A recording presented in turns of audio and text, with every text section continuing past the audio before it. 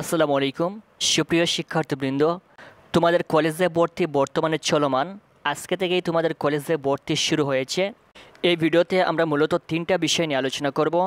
প্রথমে আলোচনা করব তোমাদের মার্কশিট নিয়ে, তারপর আলোচনা করব তোমাদের কলেজে ভর্তির জন্য অবশ্যই জন্ম নিবন্ধনের প্রয়োজন হবে, এই জন্ম নিবন্ধন নিয়ে। 3 নম্বরে তোমাদের ফর্ম পূরণ নিয়ে আলোচনা করব।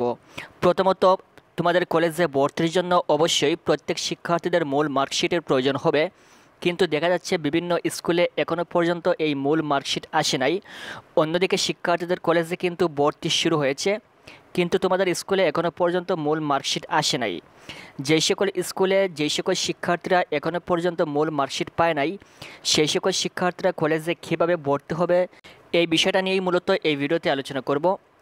প্রথমত, যেহেতু তোমাদের স্কুলে এখনও পর্যন্ত মূল মার্কশিট আসে নাই, কিছুদিন পূর্বে শিক্ষা মন্ত্রণালয় থেকে একটা নোটিশের মাধ্যমে জানিয়ে দিয়েছে প্রত্যেকটা স্কুলে মূল মার্কশিট পাঠিয়ে দেওয়া হয়েছে। হয়তোবা বিভিন্ন স্কুলে তাদের কিছু সমস্যার কারণে তারা এখনও পর্যন্ত শিক্ষা বোর্ড থেকে সেই মার্কশিট কালেক্ট করতে পারে নাই, যার কারণে শিক্ষার্থীরাও কিন্তু এখানে মূল মার্কশিটটা পাচ্ছে না। সো এক্ষেত্রে যদি তোমার স্কুলে মূল মার্কশিট না আসে, তাহলে তুমি কীভাবে কলেজে ভর্তি হবে সেই প্রসেসটাই তোমাদেরকে এই ভিডিওতে বলে দিব। যদি তোমার স্কুলে এখনও পর্যন্ত মূল মার্কশিট না আসে, তাহলে তুমি অন্যান্য যে সকল ডকুমেন্ট রয়েছে বাকি সকল ডকুমেন্ট নিয়ে কলেজে চলে যাবে। তারপর ইন্টারনেট থেকে একটা মার্কশিট ডাউনলোড করবে। এখান থেকে আমরা এসএসসি পরীক্ষার রেজাল্টের পর রোল নাম্বার এবং রেজিস্ট্রেশন নাম্বার, পাশের সন এগুলো দেওয়ার পর এখান থেকে আমাদের সামনে কিন্তু একটা মার্কশিট শো করে। সো সেই মার্কশিটটা কিন্তু তুমি কম্পিউটার থেকে বের করে এটা উপস্থিত সময়ে জমা দিবে। যখন তারা প্রশ্ন করবে যে মূল মার্কশিট কোথায়, তখন তুমি বলবে যে আমাদের স্কুলে এখনও পর্যন্ত মূল মার্কশিট আসে নাই। যখনই আমাদের স্কুলে এই মূল মার্কশিট আসবে, আমি সাথে সাথে কলেজে জমা দিয়ে দিব। সো এরকম তাদেরকে বুঝিয়ে বললে তারা অবশ্যই তোমাকে কলেজে ভর্তি করাবে। যেহেতু তোমার স্কুলে এখনও পর্যন্ত আসে নাই, তোমাকে অন্যদিকে ভর্তি হতে হবে।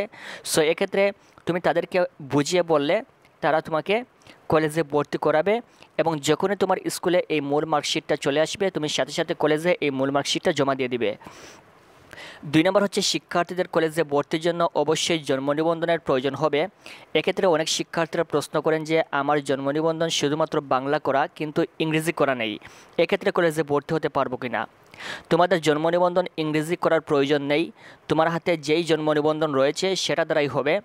যদি এটা ডিজিটাল করা থাকে, তাহলে এই জন্ম নিবন্ধনের মাধ্যমেই কিন্তু তুমি কলেজে ভর্তি হতে পারবে, কোনো প্রবলেম হবে না, এটা ইংরেজি করার প্রয়োজন নেই। 3 নম্বর হচ্ছে ফর্ম পূরণ।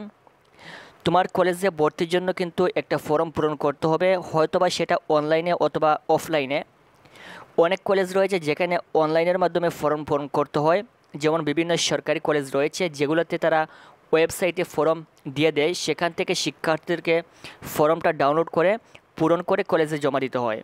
আবার অনেক কলেজ রয়েছে যেখানে সরাসরি কলেজের অফিস থেকে একটা ফর্ম সংগ্রহ করে সেই ফর্মটা পূরণ করে আবার কলেজে জমা দিতে হয়।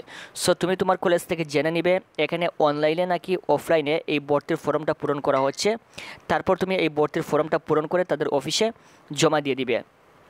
তুমি চাইলে জায়গায় বসেই এই ফর্মটা পূরণ করে জমা দিতে পারো, অথবা তুমি এই ফর্মটা বাড়িতে নিয়ে এসে তারপর পরের দিন এই ফর্মটা নিয়ে জমা দিতে পারো।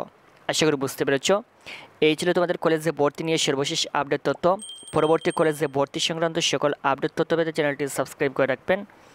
ধন্যবাদ।